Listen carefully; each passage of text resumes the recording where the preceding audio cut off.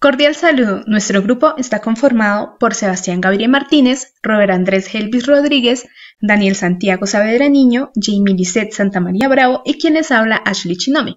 Nosotros le vamos a exponer sobre la producción de N-butanol a partir de la glucosa con Clostridium acetobutylicum ATCC 824.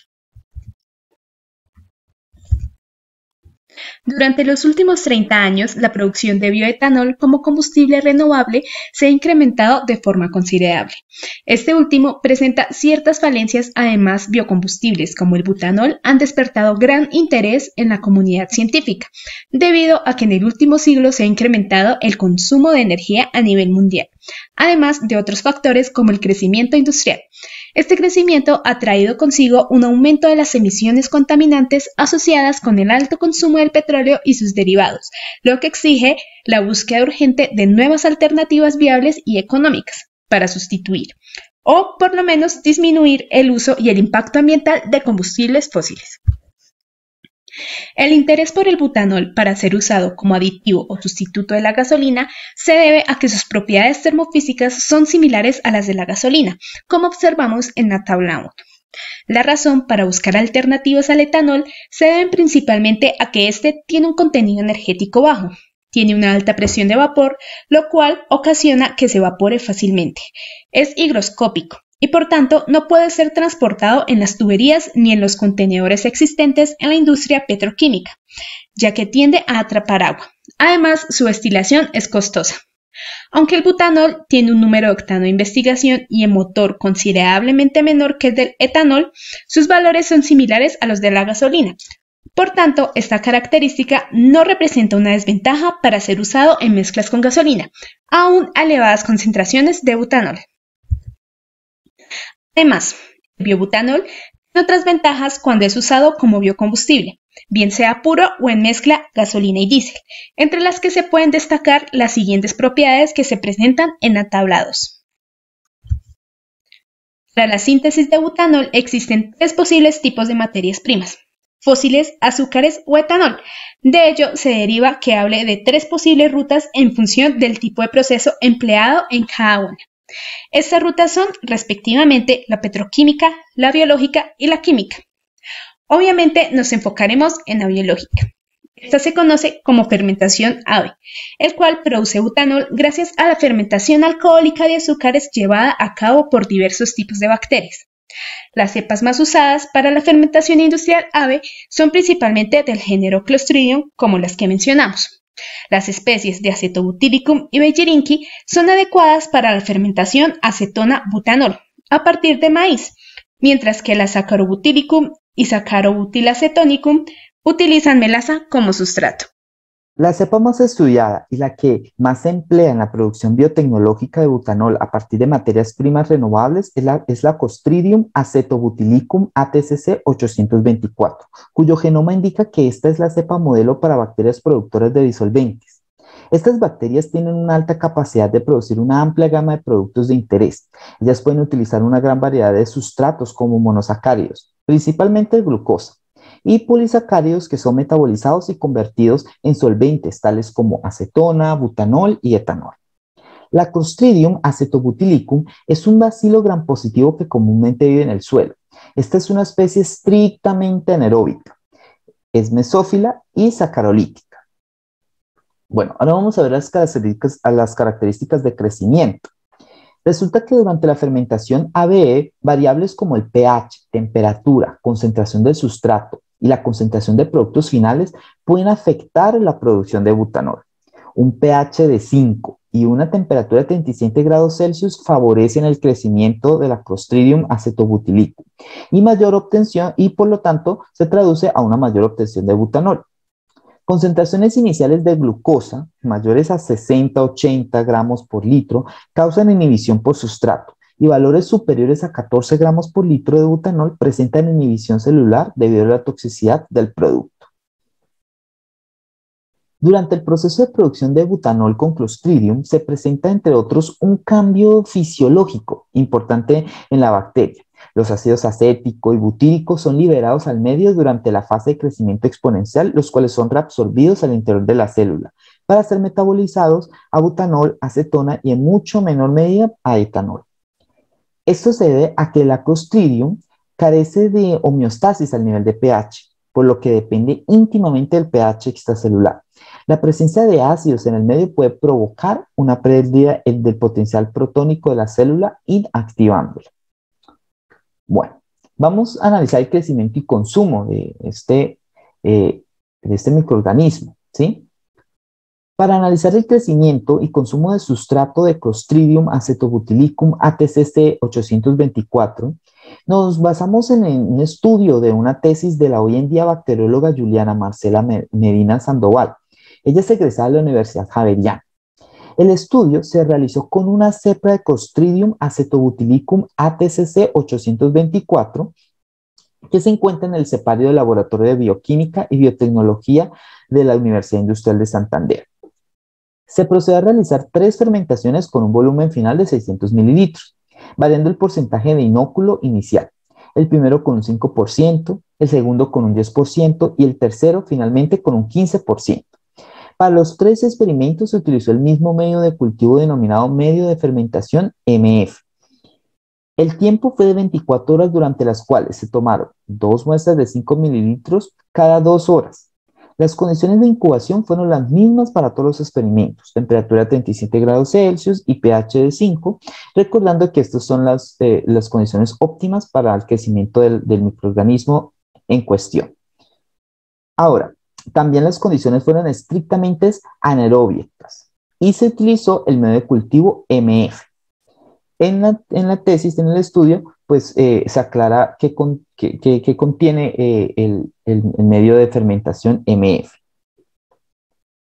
Ahora, en las gráficas a continuación se muestra el comportamiento que presentó la biomasa y glucosa durante las 24 horas de fermentación para los experimentos, de 5%, 10% y 15%, ¿sí? De concentración de inóculo, en las cuales la máxima formación de biomasa al término de las 24 horas fue de 0,469 gramos por litro, 0,801 gramos por litro y 0,910 gramos litros respectivamente, ¿sí? Ahora, en este estudio se asumió como variable independiente cuantitativa el porcentaje de inóculo, ¿sí? Y las variables dependientes que se midieron cada 2 horas durante la fermentación fueron la formación de biomasa en gramos litros, el consumo de glucosa gramos litros y la producción de N-butanol gramos litros. A continuación vamos a ver las curvas de crecimiento, ¿sí? Para cada porcentaje de inóculo, ¿sí? Entonces aquí se puede observar la formación de biomasa y consumo de glucosa en el experimento de 5% de inóculo durante el tiempo de la fermentación, ¿sí? Acá claramente se puede ver la fase de latencia, ¿sí? Y luego la fase de crecimiento exponencial, ¿sí? Entonces, finalmente, después de las 24 horas, se obtuvo pues una cantidad de biomasa de 0,469 gramos por litro. Y pues aquí se puede ver también la gráfica a medida que se va consumiendo la glucosa, ¿sí? O el sustrato.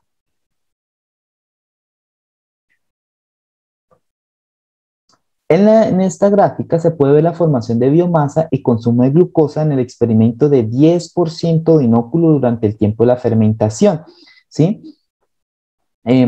Acá se puede observar que pues se obtuvo una mayor cantidad de biomasa, ¿sí? Una mayor cantidad de biomasa que con 5%. Y finalmente, se obtiene entonces la tercera gráfica, la formación de biomasa y consumo de glucosa en el experimento de 15% de inóculo durante el tiempo de la fermentación. Los resultados arrojan que con un 15% de inóculo se obtiene una mayor biomasa, ¿sí? De 0,910 gramos por litro, ¿sí? Se obtiene la máxima cantidad de biomasa. Una de las ventajas que presenta esta bacteria es que es muy diversa frente a los sustratos que metabolizan, puesto que se pueden emplear ya sea glucosa, galactosa, celobiosa, manoxa, silosa y arabinosa. además de aquellas enzimas que libera el medio como lo son las alfa y beta amilasas y la alfa y beta glucosidasas. Por otra parte, para este tipo de bioprocesos es recomendable usar materia prima rica en azúcar o en almidón, como lo son la remolacha azucarera, el maíz o la caña de azúcar. La remolacha azucarera es una variación de la remolacha común. También existen otras variedades como lo son la acelga, la remolacha hortícola y la remolacha forrajera. En cuanto a esta planta, la mayor composición o concentración de azúcar lo encontramos en la raíz. Si nos vamos a analizar las estadísticas de producción a nivel nacional y mundial, la Federación Rusa es la mayor productora de remolacha azucarera, seguida de Francia y Alemania y completando el top 10 con Holanda. En cuanto a nuestro país, para el año 2019 se produjo cerca de 33.204 toneladas, ubicándonos en la posición número 42 del ranking mundial. Por otra parte, la caña de azúcar es un cultivo que crece en casi todas las regiones tropicales y subtropicales de la Tierra. En cuanto a Colombia, la mayor producción de caña de azúcar se encuentra en el Valle del Cauca con un 8% total de los cultivos, ocupando 197.000 hectáreas. Si nos vamos a analizar las estadísticas de producción, nos damos cuenta que en el sector agroindustrial en Colombia se abarca cerca de 51 municipios y 6 departamentos. En este caso es un panorama bastante alentador en cuanto a la disponibilidad de la materia prima, puesto que para el 2019 se generaron cerca de 32.662.952 toneladas. Con esto nos ubicamos en la posición número 7 en cuanto al ranking mundial de producción de cultivos de caña. El mayor productor de caña es Brasil, seguida de India y Tailandia. Por otra parte, para el 2020, hace poco reportaron de que se produjeron cerca de 24,3 millones de toneladas de caña y 2,3 millones de toneladas de azúcar industrial. Ya con estos gráficos se quiere concluir de que a partir del 2015 hubo un déficit o un punto de inflexión en cuanto a la producción y consumo de azúcar. Por lo tanto, a partir del 2017 se empezó a ver una mayor producción de azúcar por aquellas potencias mundiales.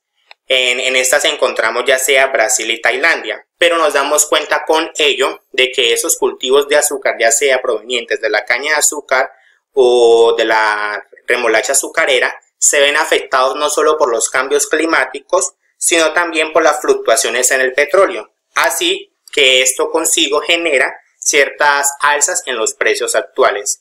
Ahora hablaremos del sustrato de nuestro proceso, la glucosa. Es el compuesto que sirve de fuente de energía para todos los seres vivos. Normalmente la conocemos como azúcar o monosacárido.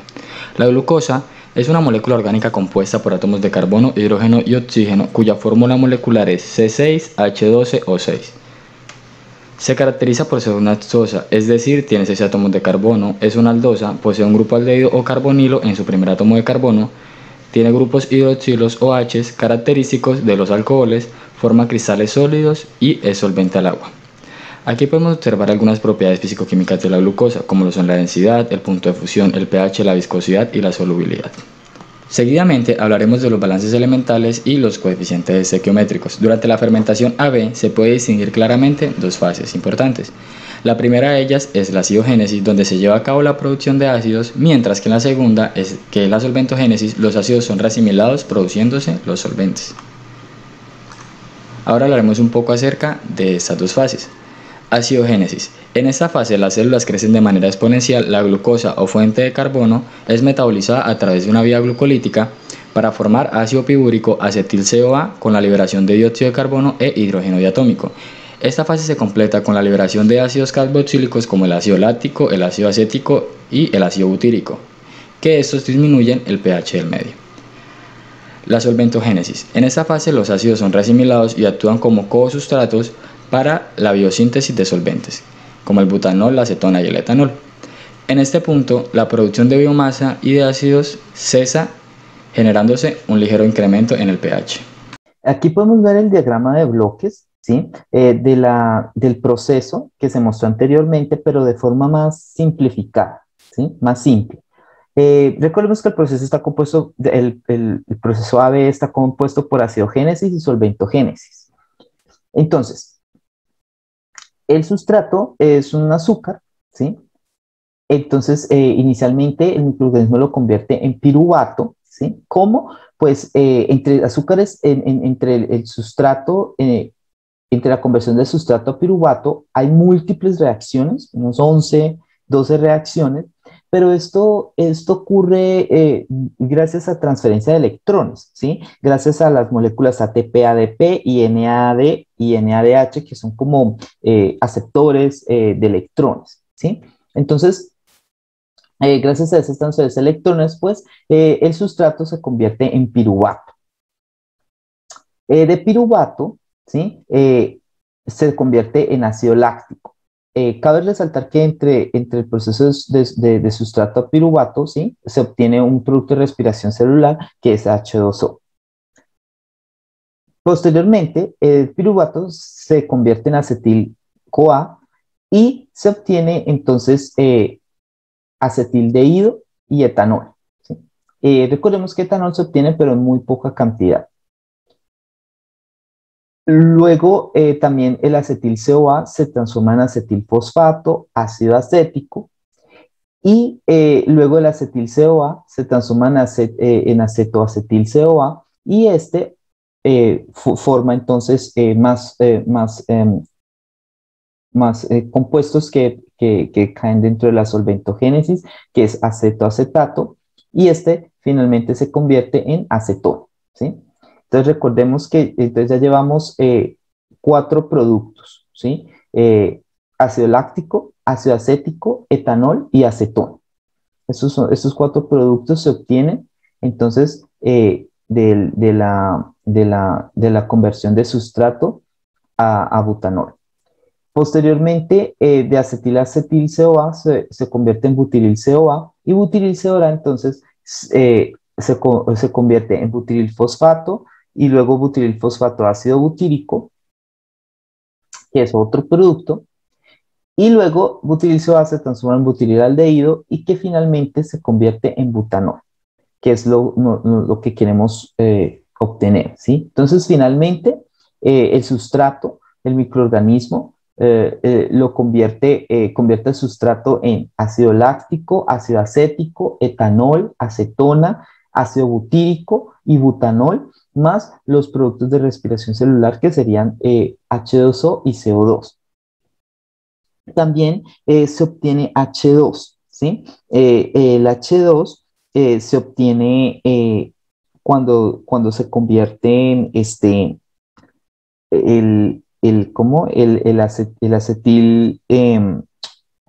el acetoacetato en acetona, ¿sí? En este proceso se liberan CO2, que es un producto de respiración celular, y se libera también H2. Ahora procedemos a la selección de las principales reacciones individuales de la ruta metabólica. Dentro de esta ruta encontramos la producción de algunos metabolitos intermediarios clave como lo son el piruvato, acetil-CoA, butiril-CoA, NADH, ferreoxina, los cuales cumplen una función muy importante a la hora de realizar la síntesis de productos extracelulares y biomasa. En la primera reacción, la glucosa reacciona con nicotinamida, el fosfato y adenoxin-difosfato para producir ácido piúrico, nicotinamida, agua y adenoxin-trifosfato. En la segunda, el piruvato reacciona con la coenzima A y ferreoxina oxidasa para producir acetil-CoA, ferreoxina reducida y dióxido de carbono. En la tercera, el acetil-CoA, fosforilo inorgánico, adeoxin-difosfato e hidrón reaccionan para la producción de ácido acético, adeoxin-trifosfato y coenzima A.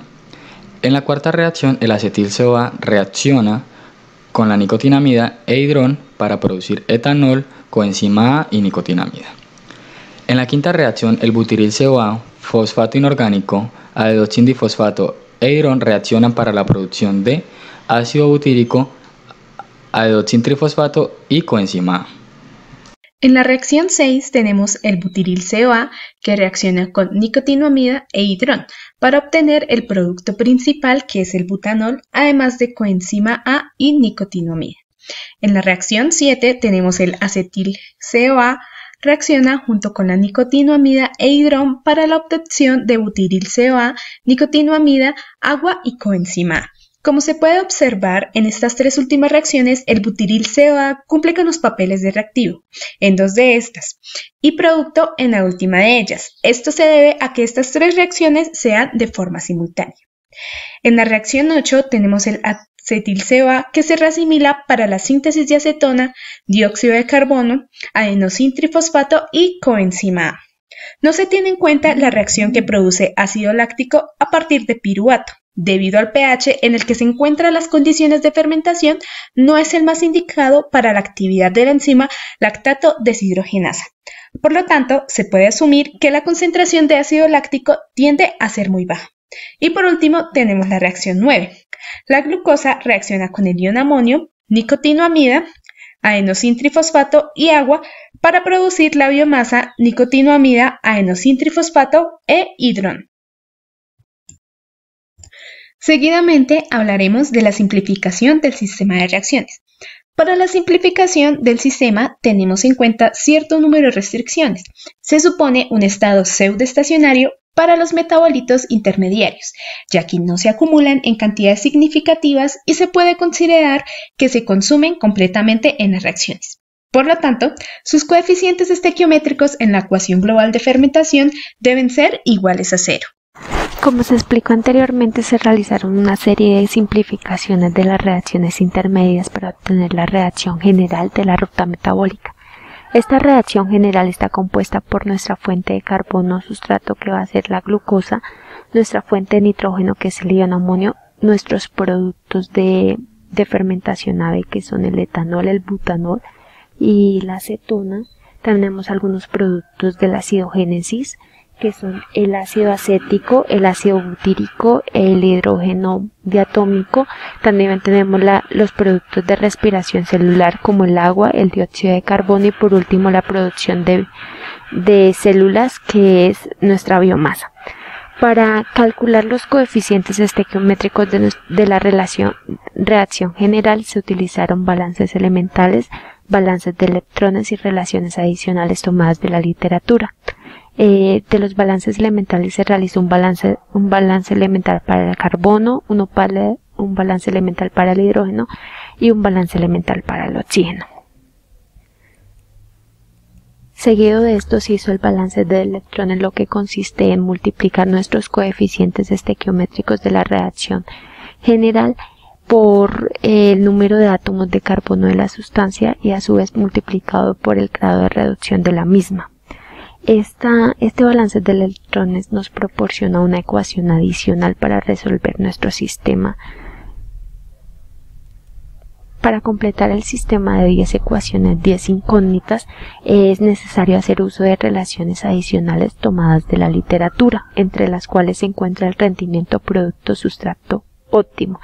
Este rendimiento es el máximo rendimiento teórico que se puede obtener en la fermentación AB para la producción de butanol, que tiene un valor de 0,607. También se encontró una relación matemática entre la cantidad de ácido acético y ácido butírico, que son reasimilados para la síntesis de acetona. Esta relación tiene un valor de 0,315. Para completar nuestro sistema de ecuaciones, se tomó de la literatura un rendimiento biomasa-sustrato, el cual nos dice que por cada 1,05 mol de sustrato 0,05 son utilizadas para la formación de biomasa y pues el restante es para la formación de metabolitos extracelulares. También se tuvieron en cuenta los coeficientes estequiométricos óptimos, que son los máximos teóricos, los coeficientes máximos teóricos que se pueden alcanzar en la fermentación AB para nuestro solvente.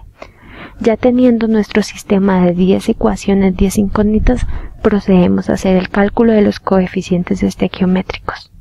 Para el cálculo de los coeficientes estequiométricos se hizo uso de una hoja de Excel en donde se escribían los 10 balances que están conformados, las 10 ecuaciones, que están conformadas por los balances y por las relaciones adicionales y por supuesto las 10 incógnitas. Realizando las debidas operaciones, se calcularon los 10 coeficientes estequiométricos. Como se puede observar en esta tabla, tenemos unos intervalos de los posibles valores de cada uno de sus coeficientes estequiométricos. Esto se tiene en cuenta para saber si los cálculos realizados estaban correctos y, como se puede observar, los cálculos se encuentran en entre los intervalos.